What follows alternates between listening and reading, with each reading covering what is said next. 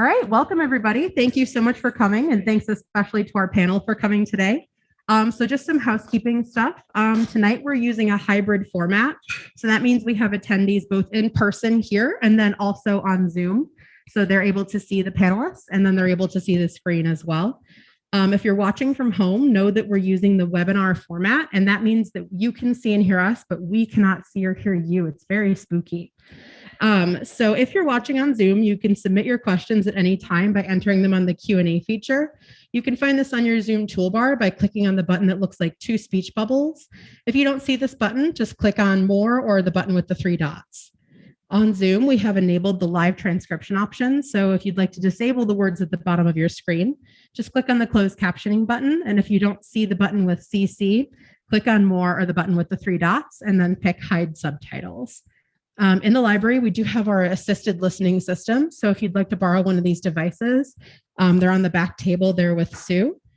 Just ask staff right at the back of the room. So to turn it on, you'll just turn on the power button and then you can adjust the volume with up and down arrows.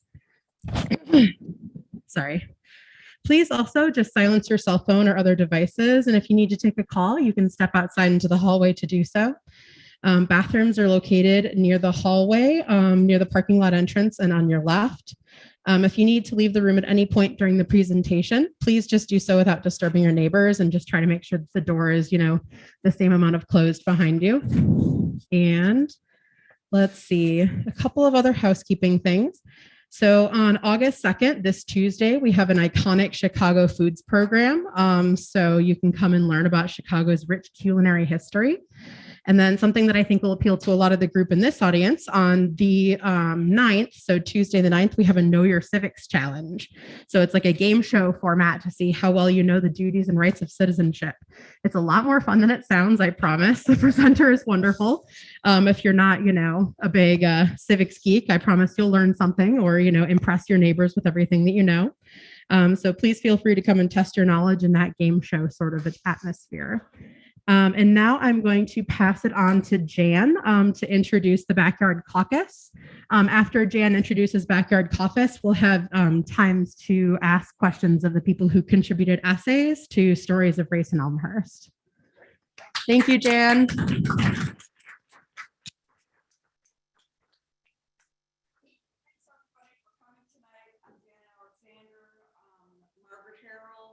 Raul Gaston, Vicki Ortiz. Sorry about that. Am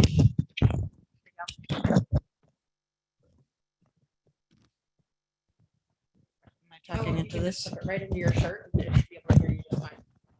Sorry about that. That's okay. Forgot the mic's right over here. Okay. All right, you're now mic'd up. Can everybody hear me now? All right, thanks. I'm Jan Alexander. I want to introduce Margaret Harrell, Raul Gaston, Vicki Ortiz, and Wayne Hoffman. These are all contributors to the book. Margaret and I are the co-founders of Backyard Caucus. And for those who are new to what we're doing, we started 2 years ago, a little more than 2 years ago, after the George Floyd murder in Minneapolis. We got together in my backyard and I said, we got to do something, something more than we've been doing. Elmhurst is a great community, but I think a lot of people really don't know and understand all of what's going on. So we talked and we didn't know what this was going to look like. We didn't know what it was going to evolve into. We had no idea of a book. We didn't have a name. We didn't think about a name. And we picked a few people that we thought would be supporters and started meeting in my backyard during COVID and sat 6 feet apart. I guess we're still trying to sit 6 feet apart. Some still wearing masks. But we've evolved and we have about 130 people now who are on our mailing list, receive our newsletters and are welcome to come to our meetings. We still meet in the backyard, although sometimes we will meet in another location, such as the libraries. We were on Zoom for quite a long time, but the word is spreading and we've really appreciated all the support that we've gotten in Elmhurst. And With that, Margaret, I don't know if you want to talk a little bit about how we evolved or with the book and who we've been working with, allies. Sure. So can you hear me? Oh, that's right.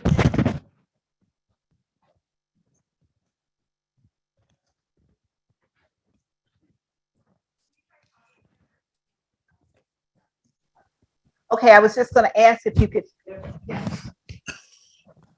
hear me. And, we had an interesting conversation. Jan gave us a little through and how we evolved on our name. Yes. It's interesting. People like Backyard Caucus. Exactly what is that, and what does that mean? So it started off. We were just sitting around telling stories. We're sitting around and telling stories, and the idea was like, no, those things don't happen. Those things don't happen. And we're like, yeah. And we thought, well, if our close friends and maybe even, family members don't know, maybe this is something that we need to share with a greater or a larger community. So we said, how can we do that? We were lucky enough to have a videographer, Jim Parks, who was part of the group, who's right here right now. We also had an expert editor, Ted Gregory, who was part of the group, and they started taking the stories and putting them together. It was amazing how it came about. We'll get back to that. But we said we're going to do a book. We said, well, who are we? Who are we? Just a group of people that meet in the backyard, a group of friends and neighbors. And we started down that street, the conversation, and the backyard stood out because we said, what happens in your backyard? In your backyard, you sit, you lean against the fence, you talk to your neighbors, you share stories, you really bond. So that's what happens in your backyard. A little different from the front yard. The front yard, you're busy, you're going, you move, you're moving, you're getting in your car, you don't spend the same amount of time. So we said, okay, backyard's a feeling that we want to convey. And they said, okay, so how did we come about? What do we represent? And the idea came up, a caucus. Now that takes some people back because some people think a caucus is somehow connected to something political. And that's not the intent at all. The true definition of a caucus before everything came about is just like a group of people who have common interests or a common theme that were trying to share a point. And that's how we came across the Backyard Caucus. There was a lot of names that were being bantered about, and the Backyard Caucus just kind of stuck because that's the idea. We wanted to, in a communal way, talk, share stories, learn and grow with each other. And we were all focused on a common theme on improving, and this is our tagline, making Elmhurst a more welcoming place. And focusing on that, on differences, particularly stories of race. So that's our tagline, making Elmhurst a more welcoming place, the story about how we came about, and our name. Thanks, Margaret. Yeah, it was, the funny thing is when we were talking about the name, we had all these things about equity and inclusion and diversity. And Terry, who's got a very deep voice, all of a sudden said, how about the Backyard Caucus? And we all just got silent and thought, yeah, that's got a good ring to it. So we've grown and expanded. We've had city council members come. We've had our current mayor, there's Marty in the back. We've had people from Elmhurst University have come and met with us. The school superintendent, the old one and the new one, have both met with us. And people, they're ready, to make things better. We've just really gotten a lot of support. And the fact that we got this book out in a year is really nothing short of a miracle. I guess that was some of the good things that came out of COVID. So I'm going to just read one quick quote that a friend of mine actually wrote about the book. And this is somebody who used to work for the State Board of Education. I thought of him as always being very progressive. I later found out he did not really vote that way. Of course, he was from Central Illinois. But he also helped us in terms of the publication of the book with Amazon. So I'm going to read this because this is really the people that we want to reach that don't really think this is still a problem. So he says, I turned to the introduction page and read page 1. Thought it was an interesting start to the group. And then I turned to page 2. I read about the group and then glanced down and saw my friend Jan Alexander was the author of the introduction. Great, this will be good. So first he says, I did a fast read through. I left it aside. I thought the stories were an excellent way to vent frustration. He said, I saw the frustration on many levels. And I'm like, geez, vent frustration. He said, but I picked up the book a second time and I reread it. He said, I found I missed many of the points the stories were trying to make. He said, I read with more personal introspection and found that each story had me begging to look at my own perception of race. George just turned 90 years old. So he was 89 when he read the book and made these comments. Some of the stories lay bare the role of city government bureaucracies, public schools, and local businesses, and how they played a heavy role in keeping control of the status quo. After reading the introduction and all the stories, I spent time looking inside myself and thought, maybe you're not the person who you think you are. He said the book could be a really good teaching tool for within Elmhurst, but also within other communities. I'm sure the caucus has already considered that option. And he thinks about he's now living in Las Cruces, New Mexico. So I know there's a copy down there. And in fact, we've had other parts of the country. Connecticut, we bought about 20 copies, and California, the group out there. And in fact, I don't know who is all on the Zoom, but some folks from Crystal Lake who also started a group have asked to participate, and they have read the book. So it's really been an honor. So with that, I'm going to turn it over to any questions. If people can, how many people have read the book? Great. Okay. I'm going to let you each give a brief update on your book for those that haven't, on your story, I should say, for those that haven't read the book, and also for those of us who might have read it a year ago. So who would like to go first? Do we?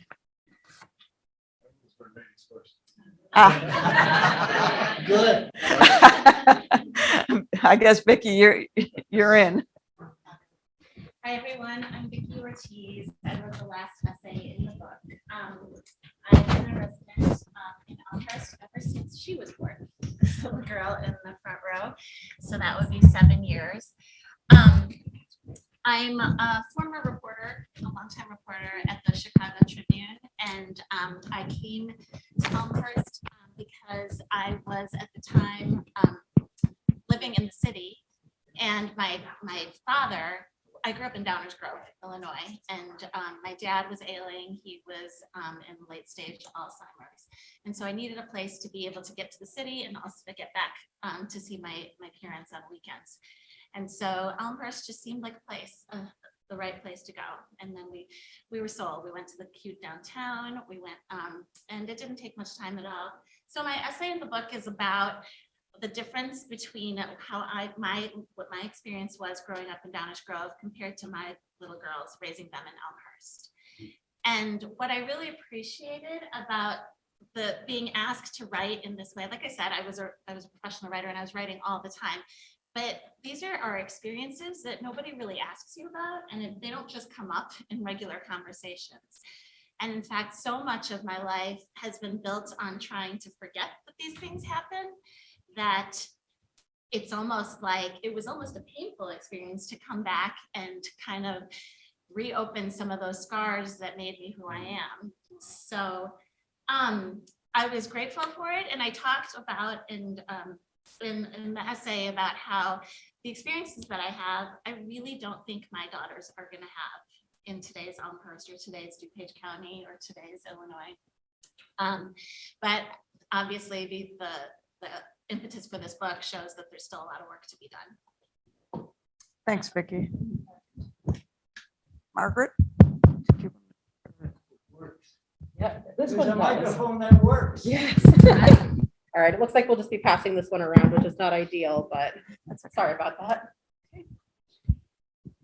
So my story talks about my experience over the last 30 years, coming into Elmhurst, having two daughters who went to the Elmhurst schools, Conrad Fisher, Churchville, and York, and my experience in and on the school board in Elmhurst. And I go through and I talk about a lot of things that happen. And like Vicki said, I continue to live in Elmhurst, so I like Elmhurst, but there's issues that happen on a regular basis that I would prefer not to remember.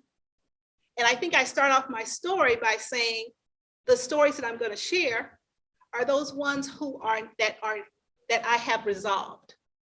There's still stories that I can't share right now that deal with race, that they're a little too personal, a little too close, a little too cutting for me to talk publicly about. But the ones I talk about are more miscommunications, not understanding, just not thinking outside or having a better understanding of the perspective. I talk about when I first, where my daughters were looking at school, and I was exploring a variety of different schools, private and public. And I went and met with the principal at Conrad Fisher. And I said, I obviously, I know, I buy into the fact, I believe wholeheartedly that the schools in Elmhurst offer an excellent education. That I know. There's proof on that. But what I wanted to ask about was, what's that level of diversity? What does that look like in the schools? How are my children going to fit in? How are they going to be perceived? How are they going to be received? And so I asked. And interesting, the principal looked at me and he said, if you're concerned about diversity, there is no other option for you besides Conrad Fisher.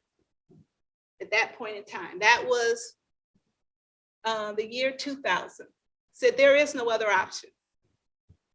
So I said, wow. Interesting for a principal to tell me that, but I had to step back and think about that. And I started looking around and I said, he's got a big point here. I mean, there definitely were small groups or individual, but if we're talking about significant percent of diversity, it was cluttered in one place. It was grouped in one place. So I share that story. I also share a story about 8 years later when my children were at Churchville and they were in the choir. Elmhurst has outstanding fine arts. They were in a choir and the Sandberg choir got up and everyone had their dressed in their best. They had white shirts and black pants on and they sang a beautiful symphony of songs, different collection of songs. And then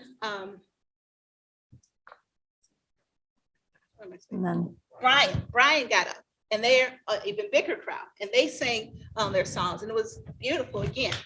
And then Churchville got up and Churchville was dressed a little different. They all had on black pants, but they had different colored tops on. And the orchestra teacher said to me, the reason they had different tops because it was highlighting the diversity in the school.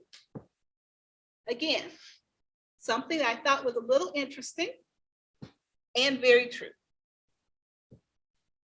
I talk about some of the experiences at York, outstanding school, fine history department, and they had an assignment that said, talk about your forefathers, where they came from, their history, how they got here, and what they've done.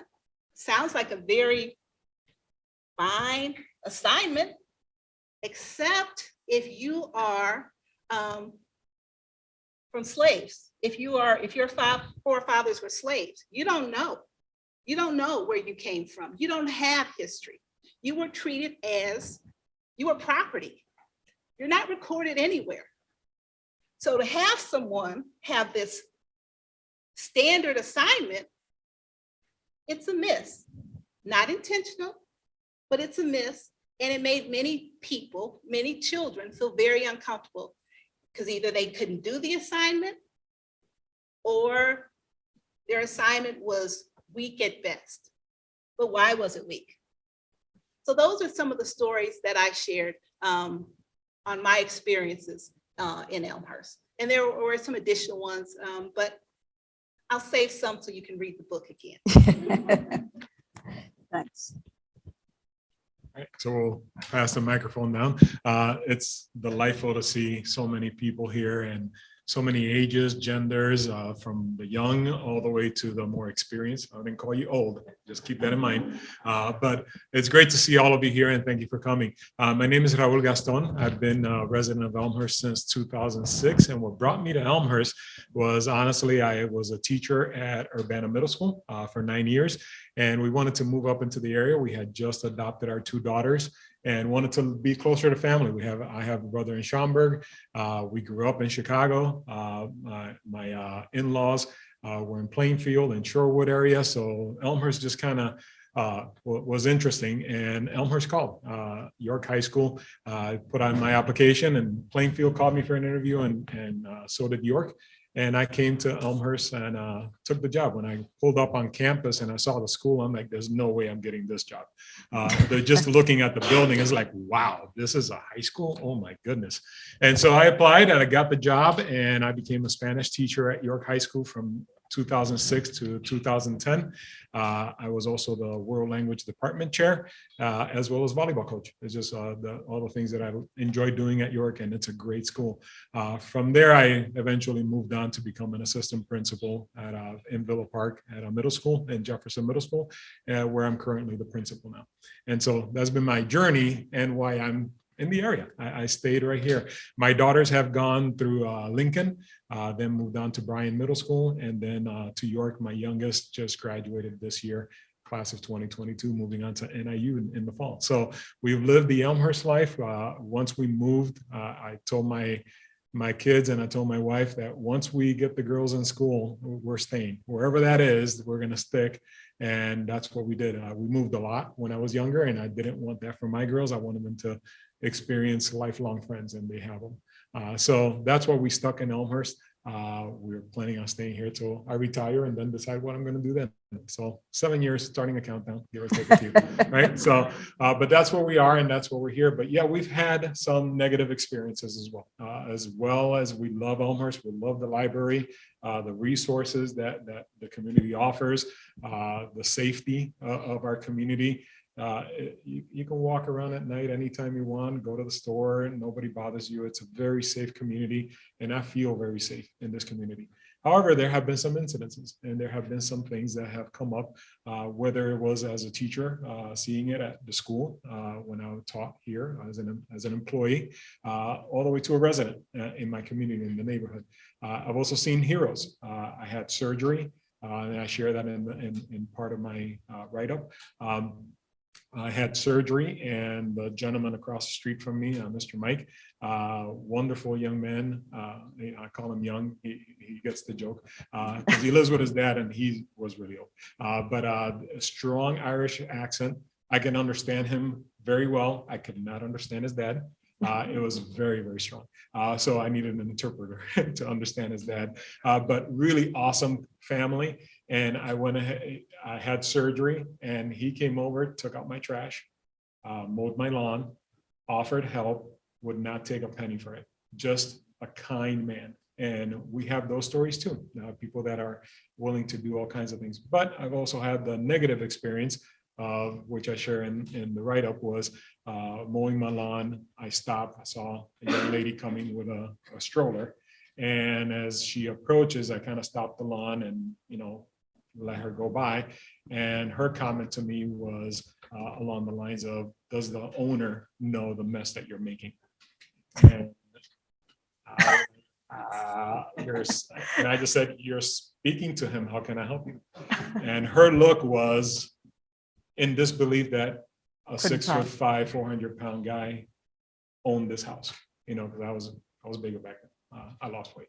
So she could not believe that a Puerto Rican is actually living here and actually owns this home.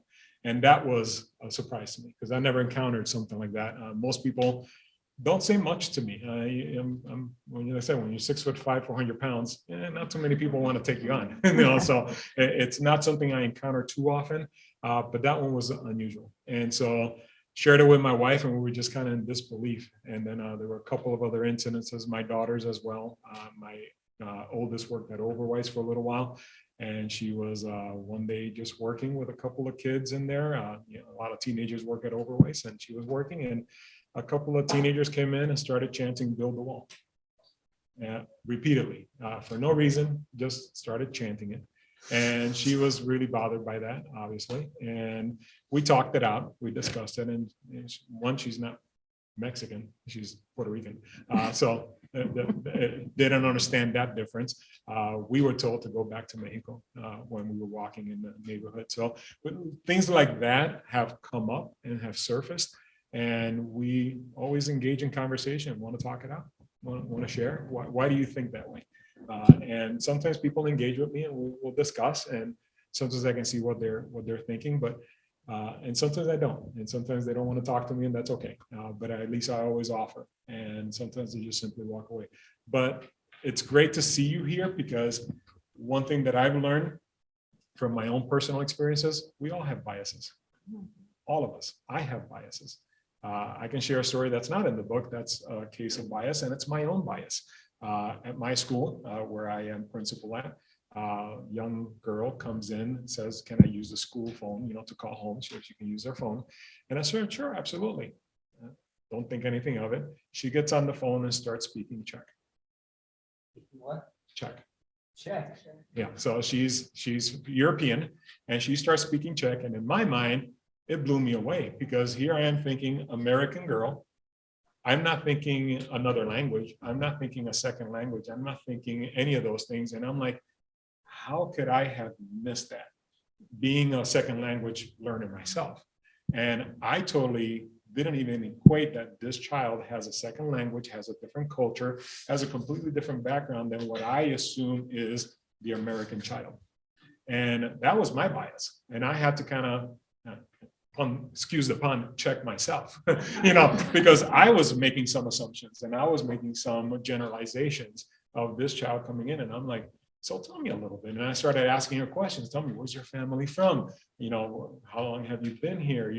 Just the generalities that I'm pretty sure she never even had anybody ask her, because everybody makes the same assumption I do. So it's great to see that you're here, because we all have biases. And if we deny those biases, then we never learn from them. And that's why I'm here. That's why I chose to write an excerpt in here when I was asked, because I want to put myself in that situation, that I want to continue to grow and learn and understand what I need to correct in my own living, so that I can help our community as well. So more in the story. Thanks, Raul. Well, I don't have any stories like that, let me tell you. But I have to, just a little side story. When I was teaching classes on First and Second World War for College at DuPage, I would come in. I remember coming in one time, and there was a room about this big. And I said, I was a principal. I got a loud voice. You had to have a loud voice. It was required, right? And they said, "No, you use the microphone." They were telling me, they almost screaming at me. So I'm using the microphone. Can you all hear me in the back? I hope someplace. Okay, thank you. Many of you probably have read the article, and I've been in public schools 35 years before I retired. As a principal, that was 25 years. And all of it was in African-American areas on the west side of Chicago. I taught for 10 years and then passed the principal's exam and was assigned on the west side of Chicago. And actually, when I was appointed a principal, we opened a brand new school. It's something you probably never heard of before, but it was called the Child Parent Center. It was really a new concept in Chicago. And we just had mobile classrooms attached with planks, wooden around. And we taught children beginning at age 3. We discovered, and the superintendent started this with 5 schools like that, because the children in this area and many other areas were leaving kindergarten not ready for first grade. It was like maybe 5% of the kids in these were African-American areas were ready for first grade. So, well, they're going to fail all the way up and down. And so her idea was to get the kids in at age 3 years old. None of us had any idea how do you teach a kid 3 years old? But we went to a lot of different things and finally discovered some ways to do it and to help children. By the time our children, by the way, they stayed in the school till 3rd grade and with the same teacher. And so that was really a new concept, and it worked out really good. And it's unfortunate that we couldn't have continued it. I don't know what the system is doing now, but at the time with federal funds, without the federal funds, we would never have been able to do that, because we even had one room was for parents, and it was just was an expensive program, but it worked out very well, because when the children left our school at 3rd grade, 95% of them were reading at or above reading levels. And so it worked, and it was really working well, but they finally had to cut out the 1st, 2nd, 3rd grade. They said it's too expensive. They had to cut out the principal. They cut me out. They said someone else, the principal of another school could do this, and so on. And I was very fortunate to get another principalship in Chicago at Harrison and Sacramento Boulevard. And my wife, who's sitting here, has relatives used to live in that area, Italian. This was an Italian area at the time, and it turned overnight, the area, to African American. In fact, the whole area around the west side at that area changed rather quickly. I stayed there and eventually was appointed principal to the Jensen Scholastic Academy, which is what it eventually came. And all my 35 years in the public schools were in that west side neighborhood, including teaching 10 years and then as a principal for 25 years. So I feel very fortunate to be up here with this. This is really an honor for me, and to be up here with you and with all of you here. I just feel really good about being able to come here and tell you a little bit about all of the stories. Because you mentioned you didn't run into too much bias or prejudice and so on, but in my book here, I wrote about a man at Lexington. I live at Lexington. My wife and I live at Lexington Square in Elmhurst, and we found out there was one man. They were saying, "Oh, he doesn't like black people. You got to stay away from him." Well, I became acquainted with him to some degree. One day, I was sitting at a table with him. This is, it was really interesting. It was about 3 or 4 of us. A couple of them went, and he left. He says, "I hate the blacks. I hate them." He says, "I can't." And he said he used to teach at a school and was a superintendent. Well, I don't know whether that was bovine excrement or not. Do you know what bovine excrement is? Okay. I don't know. But in any event, he went on, and I started to argue with him. And I said, yeah, but then he didn't want to talk about it. He kind of gave up. I says, that's not been my experience. I worked at a school with all African-American children, and most of the staff, including the teachers, the maintenance personnel, were African American, and I thought it was wonderful. As a matter of fact, Jensen School was considered one of the 20 best managed schools in the city of Chicago about 10 years ago. We even received all kinds of awards for it because of the staff. It was really good staff. And so I felt very fortunate to be able to do that. You know, I used to think, wow, I'm doing God's work here and getting paid for it. This was a remarkable thing to be able to do that, because I used to get to the school at 6 o'clock in the morning. Nobody was there.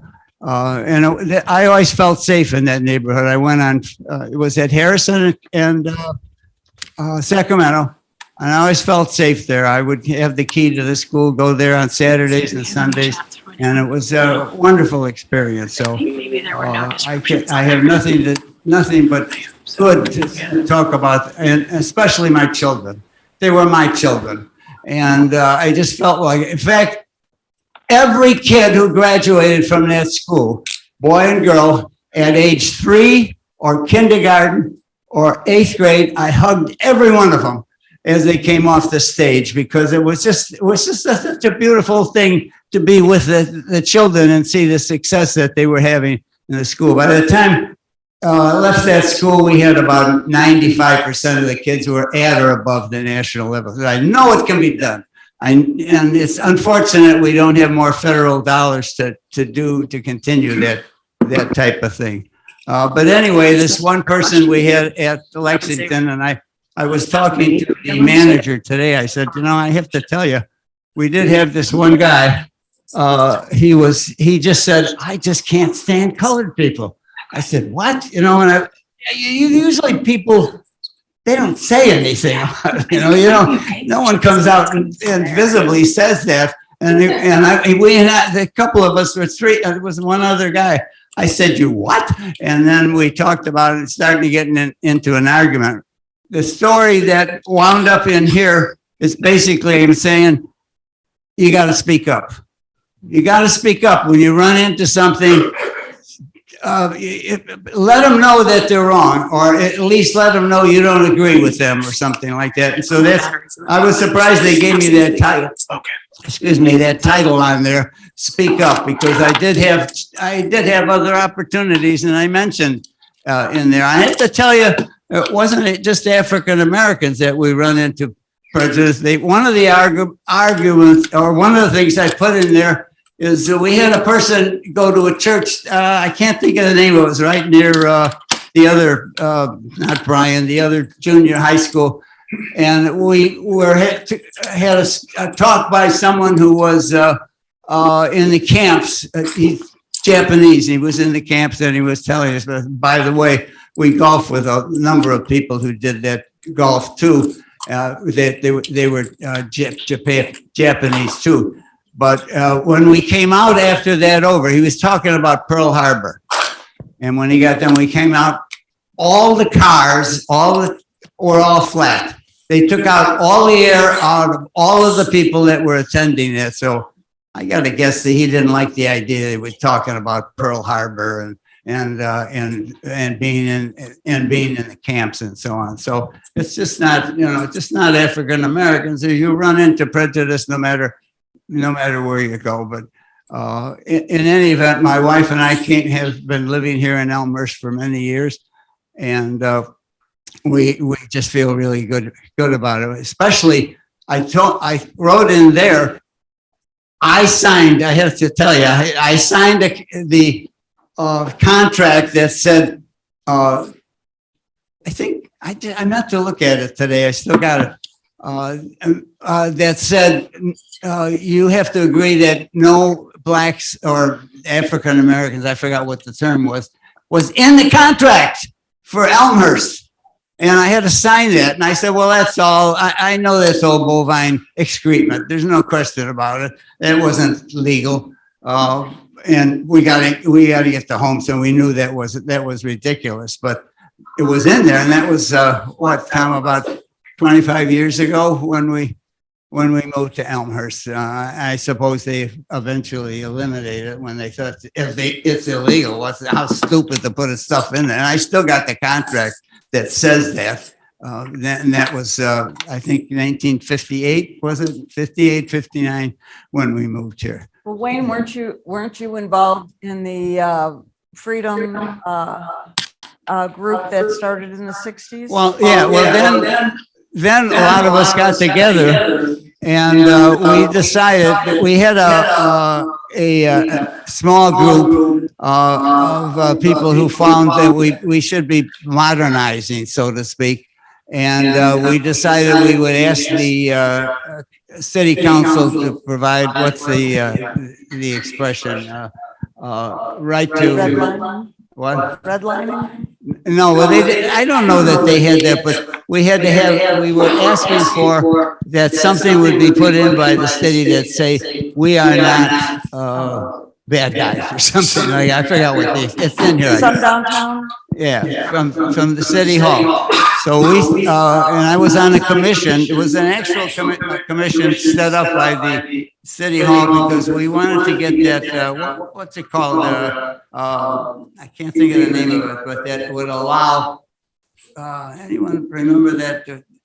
Restrictive covenants, To what? restrictive covenants. Yeah, it was something, no, something else in there that, we wanted to get in there, that would say it's okay, it's okay, we want people of all colors to come to Elmhurst. And I forgot exactly what it was that we put, and the city, you gotta give the city of Elmhurst credit for it. They said, yeah, let's do that. And they assigned us a commission, and we had to go around and talk to groups of people and tell them why we had to have this law put in here so that everybody knows that we are not, discriminating. We cannot, as discrimination is out. So we did, and we went around. I'll never forget one time talking to people.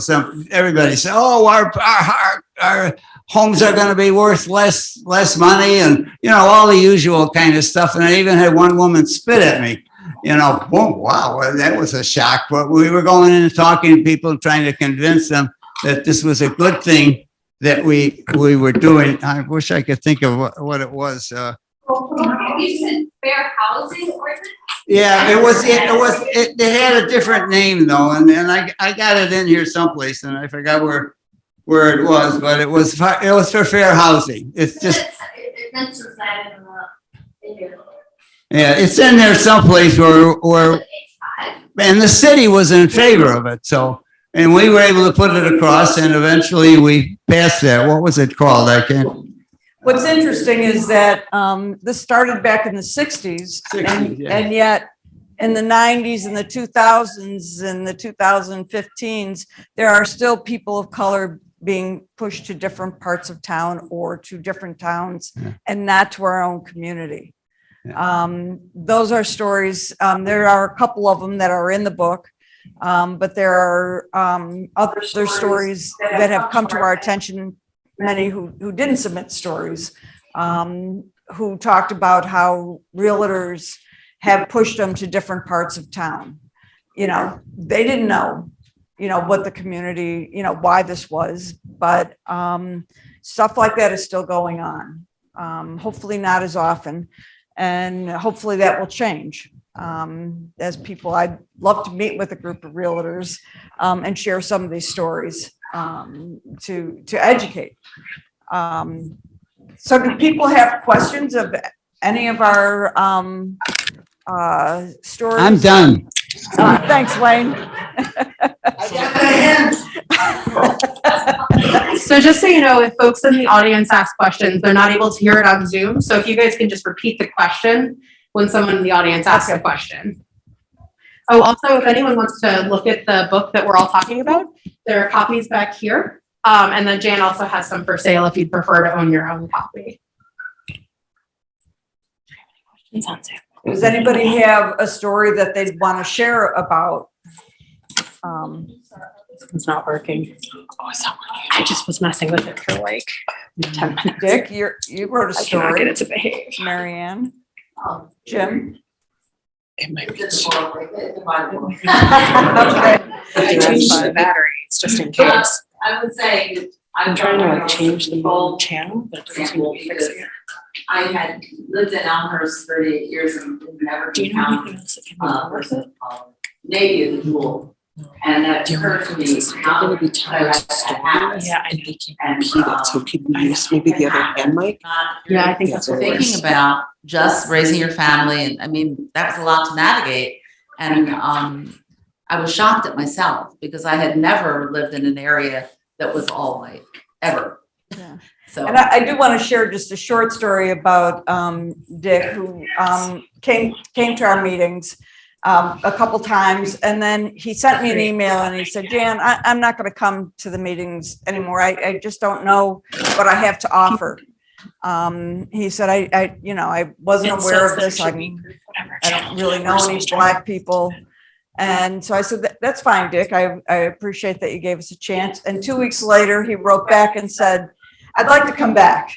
Since I've been to the meeting, I've been reading more and learning more, and I really want to come back and get involved. And then he submitted a story. Our book wanted to represent stories from many of us, not just put on the backs of people of color who have had to endure the stuff, but it takes a lot of courage. My kids are Black, and I shared some stories, but there were stories, I wouldn't want to bring up to name my kids. They don't want to bring their stories up. My one daughter did. It's not to embarrass other people in town either. It's just to learn. It's to figure out what it is that we're doing and what do we think about some of this divisiveness that has occurred. And we intentionally made it a non-political group because race should not be a political issue. It's just about, treating people equally and fairly. So if somebody has a story that they would like to share or a question. Jim? I have a question. Raul, you touched on this, and I'd like to hear from the others. Putting a story in a book that gets published and can be read by anybody creates a vulnerable kind of situation. I wouldn't think it would be an easy decision, but I'm wondering how did you come to the decision to participate in this? I think for me, it's an opportunity to share, and I can't hear him. And that's not going to work. It's an opportunity It's not going to work. What happened and what's occurred to create dialogue. I wonder, since there's no Zoom questions, maybe we're better off just giving the other mic up there. And so sometimes you got to put yourself out there. I can take a punch like some people can, and I'm taking my licks like anyone else. But it's not an easy thing. You don't want to. Not an easy thing or something that you want to just simply throw out there, and it doesn't come up in conversation necessarily quickly or easily, depending on what circles you're in. But definitely wanted to put it out there so that it creates that conversation. After the book came out, I got an email from a former colleague at York, and they said that they were actually using the book as a book study, a group of teachers, to create conversation. That's the point. That's really the purpose behind it. It may not solve the problems of the world. It's not going to solve every issue out there, and it's not going to reach 100%, and everything's going to be great. But if it creates conversation, it's creating that opportunity to hold a mirror up and reflect and understanding where are you in this dynamic, and are you in favor of, are you against of, or are you just oblivious to it, and then work from there. Wherever you are in this process, wherever you are in the scope and the timeline of everything, where are you in this point in time, and where do you want to move towards? And that's hopefully what the book does for people. How much thought did you give to your visible professional position when you made that decision? Yeah, it's one of the things that I deal with it every day. It's the school that I'm at is 60% Latino. We have a small pocket of African American, and the rest is mostly Europe, from different parts, European, working class. And so we deal with it every day. And so me being, since I was little, Well, I was never little. I mean, let's be real. My mom can tell you, she's right back there. She can tell, I was never little. I feel like we need more mics. But ever since I was younger, I've always dealt with different aspects of race. When I first came to the United States, all I could say is I'm number one supervisor with a Coke. Oh, me to run around. I can definitely run around with the hand holder McDonald's, but that's all the English I had.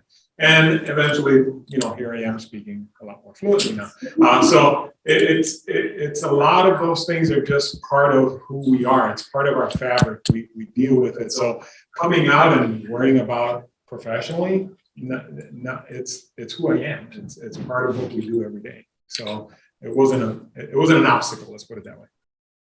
Great, thanks. Vicki? And actually, we'll use the lapel of course, and I'll pass that around for audience. I'm sorry with all of the different microphone issues. I apologize. Can you hear me? Can we hear? Can you hear me? Let's see. Hello? Oh, there. Okay, there it is. Can you hear me? Here we go. Go ahead and move for now and we'll figure this out.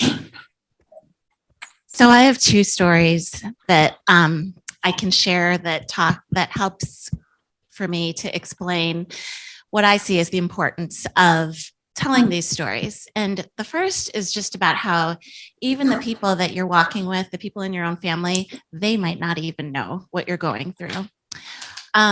So when I was a reporter at the Milwaukee Journal-Sentinel, I had a column and a blog, and I used to write just about anything that was happening. And at the time, there was that horrible shooting at Virginia Tech. And at the time, that was one of the biggest shootings in the history.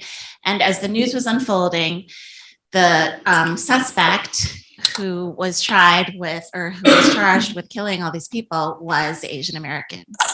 His name is Kai Vang, and I remember it so well, but not, I mean, of course, because of how horrible it was, but mostly because I personally felt like, oh, great.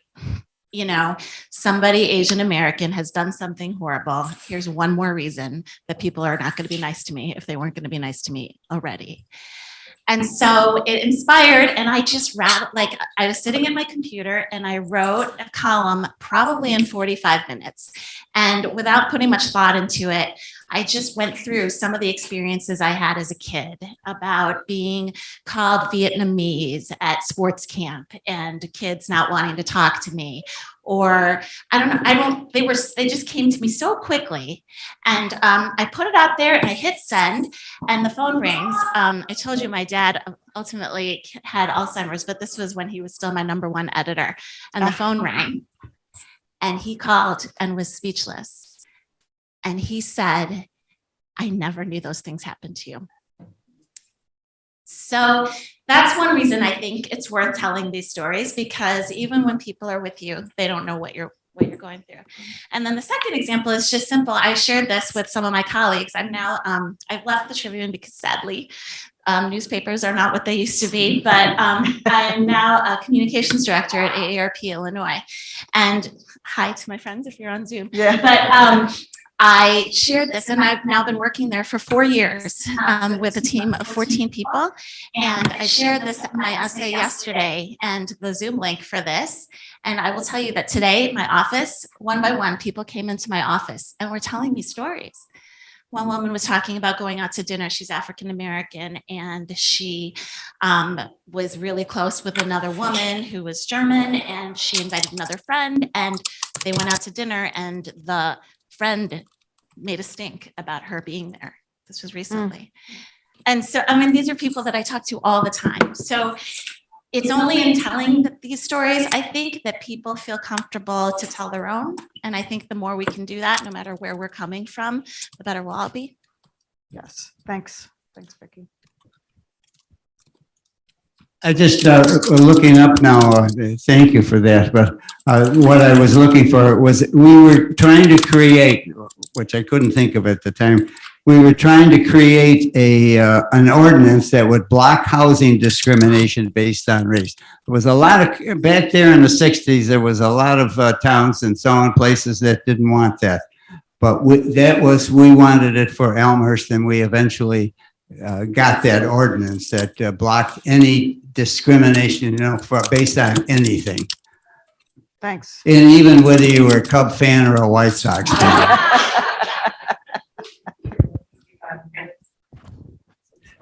Hi, my name is Dick Reed. I have an article in the book. I had a very sheltered life. I grew up in Homewood, which was pretty much all white when I was growing up. I went to the U of I, which I didn't run into many non-white. I'm a structural engineer. There's not a lot of minorities in engineering in general. So I had a pretty sheltered existence. You know, it was as much what I read in the newspaper about things happening in the city and stuff like that as anything else. And I think when George Floyd got killed like that, it really resonated for some reason. And so I went to the backyard caucus, and after a couple of times, I kind of decided racism wasn't the first issue I was interested in working on. So, and mainly because I really didn't think I was much of a racist. I didn't think so anyway. But anyway, my wife and I started studying a book called White Supremacy and You.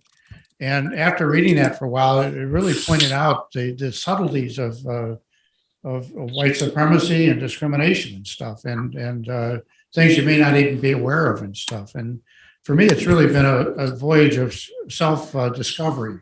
Mm-hmm. You know, I've learned a lot of things. You know, I've done this the last 2 years. I'm 72. But anyway, I've learned a lot of things about myself and about the society, the U.S. society. Racism has been endemic for hundreds of years here, the police forces. Anyway, there's just a lot of history and a lot going on.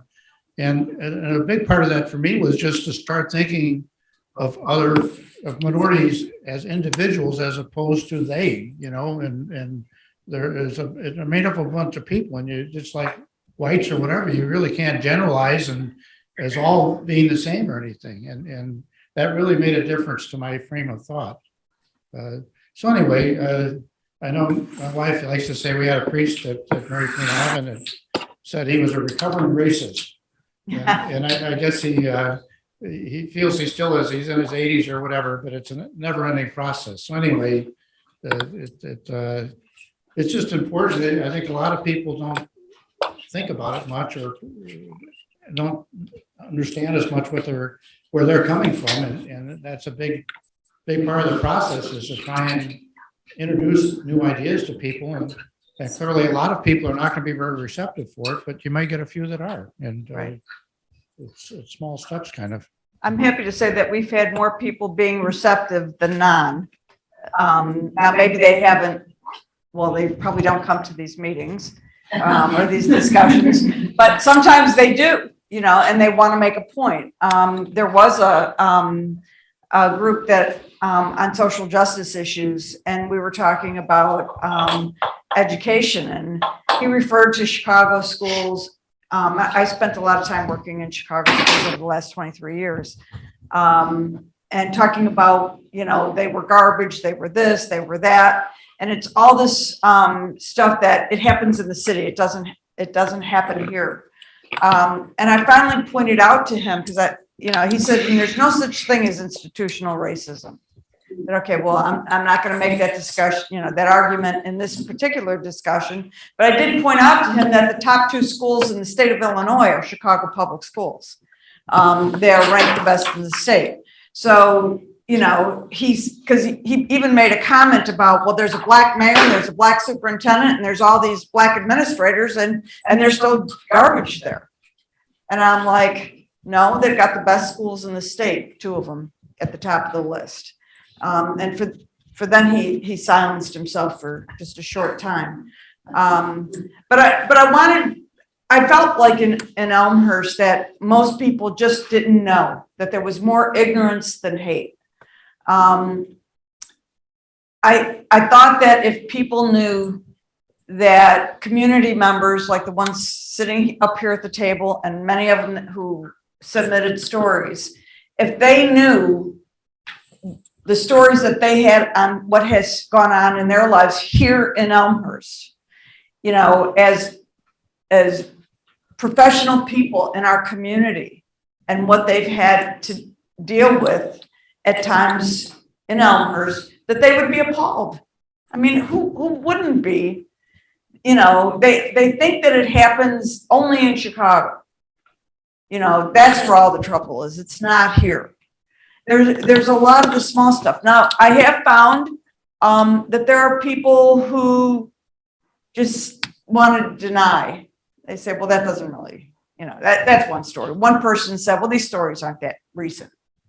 You know, well, it's been a lot more recent since emancipation. But, you know, they're recent enough. You know, they're still kids, some of the stories in the book. There were stories from Asian American kids that were adopted, and in second grade, if you don't do this, they're going to send you back to China without your parents. You know, it's heart-wrenching. You know, and kids at that age, they didn't come up with this on their own. You know, where are they learning? You know, we have to be able to educate kids and parents in our community. The more we talk about it, the more we speak out about it. You know, we didn't know where this was going to lead when we started. I mean, when they start talking about what are we going to call ourselves, I'm like, why do we have to call ourselves anything? You know, and then, you know, the idea of the book, and it's like, oh yeah, I guess we have to have a name if we're going to have a book, you know, and it's just kind of all evolved. But to see this many people here and online listening to this discussion feels like we are making a difference in Elmhurst. So it's really heartwarming. We have one question in the back. Anyway, thanks for that. I give you a standing ovation. Oh, to all of us. Thank you. Thanks, Wayne. I really want to thank you guys for creating this and calling this Stories of Race in Elmhurst too. I'm amazed at the way you've brought it through so gently. And by using the word stories was a very gentle way of, I think, making it maybe palatable for some people. And, you know, we need to approach things humbly and with cultural humility. And I can only hope that over time that there's more people in our community and that there's leadership in our community that really embrace the concept of everybody has a story. Yes. Everybody has a story, and we want to hear the stories, and we want to welcome stories, and how beautiful and important it is to really value everybody's story. Like, yes, we gain from color, we gain from diversity, we benefit. So, you know, trying to open up and look at, wow, there's not a lot of diversity in Elmhurst. What are we missing out on here? We're really losing out. And by hearing stories, the way your approach has just made it a way to open up. It's just, I just want to thank you for, your vulnerability for doing it, but for starting something like this. And I hope that it can be something that's embraced by, by our city. Thank you. We've had a lot of support from our city leaders. Fantastic. And that's been wonderful. It's really helped move. Keith, you have a? Yeah. Oh, hold on just a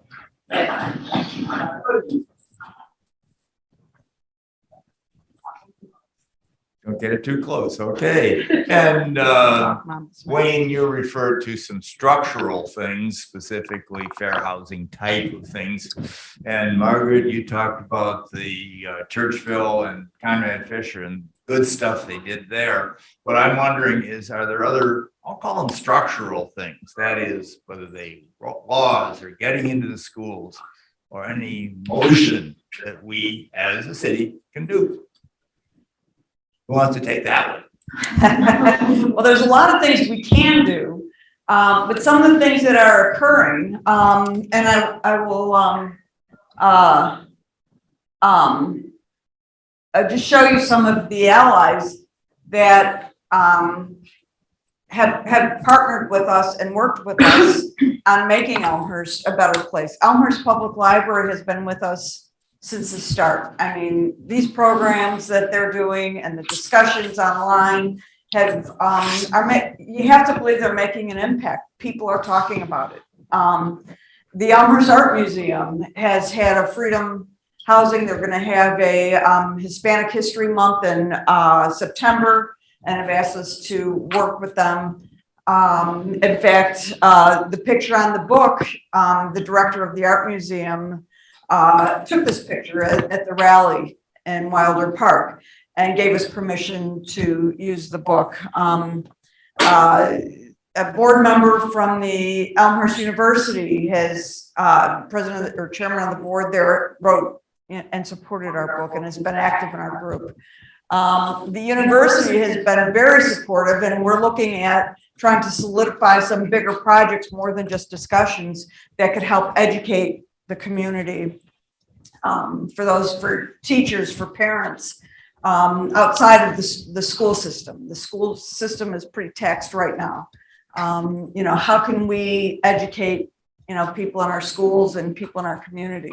The History Museum has had displays. The Elmhurst United Methodist Church has opened up space for us whenever we need it. In fact, they have spread information about our book to other United Methodist Church, and I believe we have some from Crystal Lake on our Zoom tonight. I can't see who's on this. The Citizens Advocacy Center, their members. Brew Point Coffee. Mel has been a great supporter from the start. She can't do a lot, as busy as she's been, but people come into Brew Point and they end up reaching out to us. That's how we got Marty and some of the other city council people. So sometimes it's just little things that have made a huge difference. The Pride Collective, we've partnered with them. We were at the Pride Fest. We speak out, for the LGBTQ community, the Elmhurst City Council, Elmhurst Performing Arts, and our mayor, Scott Levin, had a State of the City address and mentioned us in our book in his State of the City. I was like, wow. I'm like, whoa, that is really huge. I mean, people can say a lot of things, but when they make movements to really endorse you to other people, it's meaningful. And so we are, kind of on the brink of maybe doing some bigger things. We have, what I'd say, 130 or 40 people on our list. And when we started sending the newsletter out, I thought, okay, let me see if there's anybody that wants off our list, because we're sending more emails. One person said, I've long moved out of Elmhurst. And out of the 130, everybody else still wants to stay on. Even though not everybody comes, to meetings, and that's okay. So we hope that we're making a difference. We have a question up here. I'm gonna say she's dog mom. Nobody's gonna know what that means, but it's on her t-shirt that she's a dog mom. It's not really a question. It's like a story, really. When I was in... Would you like to face the group or no? No. When I was in class, once we were learning for Black Lives Matter Week about a story about, I think, Khalif Browder. And we learned that he was sent to Rikers Island for supposedly stealing a book bag. And he had to wait 2 years to even get a trial. And then he got off. And what reminded me of this was many people shared stories about things like how you guys have been saying, and it reminded me of it. Yeah. I'm glad you shared that. Thanks. I'm glad to know that you're having those discussions in school. What grade are you in? Fifth grade, now in sixth. Now in sixth. You're going to middle school. The big transition. Thanks for sharing that. One of the things, and I love that simple story that you shared, because to go back, one of the questions was, what other areas can be impacted? And that almost makes my heart sink, because it's like, what area is not? I mean, the point is, what area is not impacted? And one of the things we kind of need to think about and talk about, we can pass laws and policies and procedures. And I am not against that at all, okay? And I will say we've got a lot of laws on the books. If we cannot find a way to change hearts and minds, there's always a way to get around the law. People create laws. The people that create the laws, if they don't understand their natural biases, and as Raul said, we all have them. We all have them. But if you can't explore, if you are not willing to take that courageous step and explore and understand what your biases are and how that impacts the decisions that you make, then we will continue to be in this very tragic situation of divisiveness and limiting our potential as a country, our potential as individuals, our potential as a society. So that is what these stories are really trying to get us to do, to start having those conversations, to do that self-discovery as was mentioned, as Dick mentioned. One of the things that you asked as well was, what are some things that we can look at structurally, right, and within the world that we live in?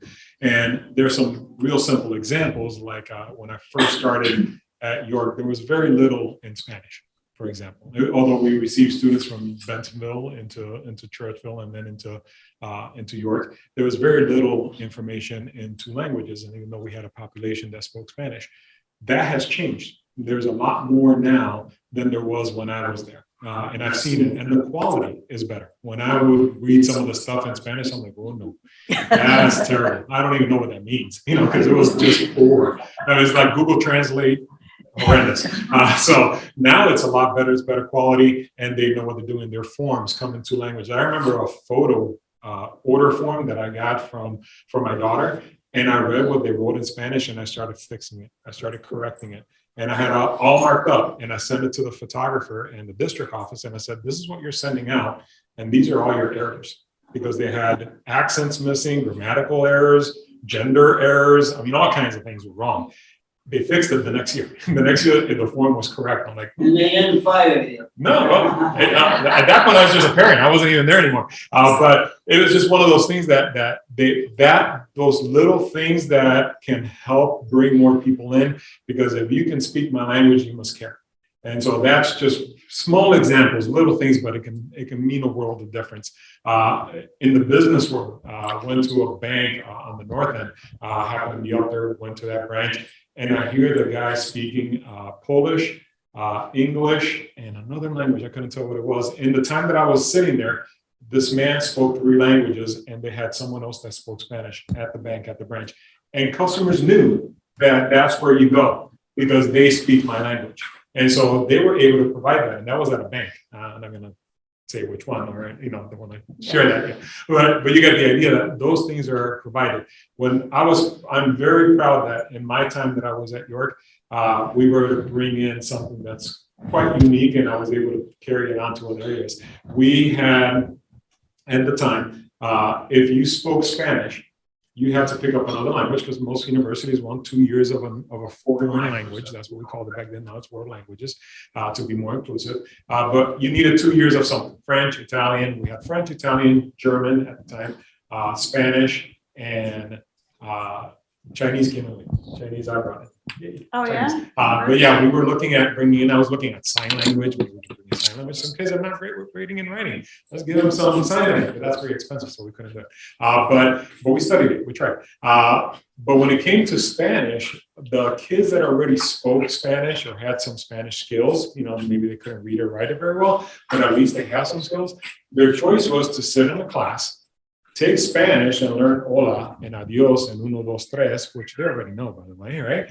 And take that until they can get to the right level class to get over to AP, but endure that. Yeah. Or take up a third language. They call it, well, take up a second language. No, they already have a second language. They have to pick up a third language, which is a bit of an imposition on those kids to now pick up a third one, which usually they gravitated towards Italian, sometimes French, but mostly Italian, because it's very similar, Romance language. So that's what we're having our kids do. Some kids didn't pick up a second language. They just didn't. I don't want to pick up a third one. And so we started brainstorming and we came up with Heritage Spanish. So the kids that already know how to speak it and they can speak the language, come in, take this Heritage class. We know you can talk it, and I know you can hear me and understand me. So let's work on your reading and writing. And that's what we created. And so after 2 years of Heritage Spanish, we're going to throw you into AP. So you can get the AP test, and now you can even also get your dual language certificate. So now we accommodate those kids and get into AP language. Because we did that back then, I have one young lady that she's awesome. She came up and said, because I took AP Spanish as a sophomore, because she came in already well ahead, because I took AP Spanish as a sophomore, I'm probably going to try and take AP Bio.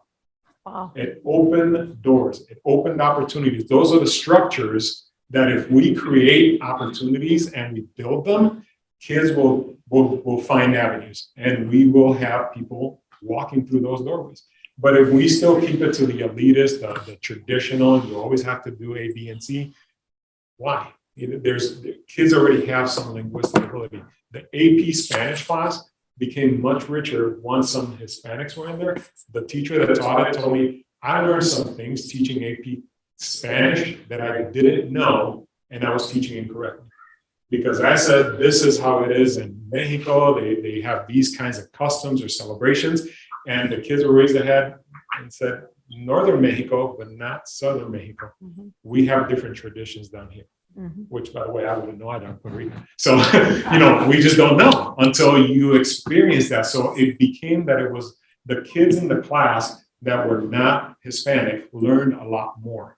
The kids that were Hispanic learned how the language worked because the Anglo kids, the American kids, knew the why. Why do I conjugate the verb that way? They can explain it. They can tell you that it's present tense and third person singular. And the Hispanic kids are like, what? They don't know what that means. They'll just tell you it sounds right because it sounds right. So they can tell you how it sounds, but not explain why, while the Anglo can tell you why you're supposed to do and follow that rule. So put them together, and now they're sharing and learning from each other. So those are the structural things that I think in our community, in our businesses, everywhere we go, we can definitely make a big impact on how we make our community, one, more welcoming, but also more supportive. I have one more simple way to just throw out there. Shout out to the Elmhurst moms in the room, first of all. For those of you who don't regularly get the Elmhurst Park District, the guide, right, the catalog. The one that just came out has a Southeast Asian family on the cover. I don't know if you noticed it, but I think that little things like that make a huge difference in representation and just making people feel like this is our community and that's okay here. And I think we just have to keep being cognizant about that and doing things on purpose, because I think for little kids like mine, when they see that, they know that they belong. Right. Well, just, we're sitting in a library here. I have to say this is a great library. And I realize, and the thing that I've discovered in game changers in my own life is reading and reading books. And I did so many books on African American history. I must have read 10, 15 books on it so that I clearly understood, or from my point of view anyway, what's going on with, going all the way back to slavery and all of that. That stuff is all out there, and it's so interesting and I said, that to me, it was a game changer, if you know that expression. It changed my life, reading. Thank you. Thanks, Wayne. And so did my wife, too. Are there any other questions? Because I think we're. Oh, yes. Dog mom again. Oh, I can give her oh, you got it? Okay. I wanted to say something about what you were saying about books. So in my library, at my school, our library teacher, we had this, for a whole month, we were learning about how, kids need to read books and see, themselves in the characters. And in our school, there's a lot of diversity, and we had older books and they didn't really see themselves in it. So we had a whole project this year of getting new books of color, and so other kids could see themselves in the book. Thank you. Thank you. Thanks for sharing that, Dog Mom. What I know we're almost out of time. I do want to wrap up with saying this is the work that we have to do as white people to bring this to the attention of others in our community. And that when we hear things, to say things, to respond in the best way that we can. We don't have all of the answers. I don't know how to respond to everything that comes my way. You know, one woman came up to me when she knew I was doing this and she said, yeah, somebody was saying that all the commercials on TV now are all Black people. Why is it all Black people all of a sudden? And I said, well, I see a lot of white people in commercials. I mean, look at the progressive guy, you know? And I said, but why would that be a problem anyway? I said, for a long time, there were no Black people in commercials. Was it a problem when it was all white people in commercials? You know, and she just kind of pondered that a little bit. I was glad that she felt comfortable enough to say something, you know, and more people are more comfortable saying something to those of us who are white because they're not as worried about offending. And we have to make it so that the conversation is comfortable enough that sometimes it won't be comfortable, and it's okay. You know, how do we get past that? You know, but by having these discussions. I was just reading a book from the library. This is The Fire by Don Lemon. I wasn't really even that big of a fan of Don Lemon, but he talked about how to talk to his friends about race. And this was taken out of his book. I had an opportunity to know, and this is what I chose to believe. These are things that we can think about. I had an opportunity to speak, and this is what I chose to say. I had an opportunity to act, and this is what I chose to do. These are the things that we need to think about. As when we started the Backyard Caucus, I've always been an advocate. My kids were Black. I've always spoke out. I've had people say things not knowing that my kids were Black. I will sometimes intentionally not say anything to get the real scoop so that I can have that discussion. But we have to act. We have to at least speak up when there's off-color jokes, when there are microaggressions that are being said. We have to speak up and be an ally for people in our community on all levels. There's discrimination, you know, against some older people. We have to speak up. So that's, I think, the best way to make change. Do you have anything else you all want to add?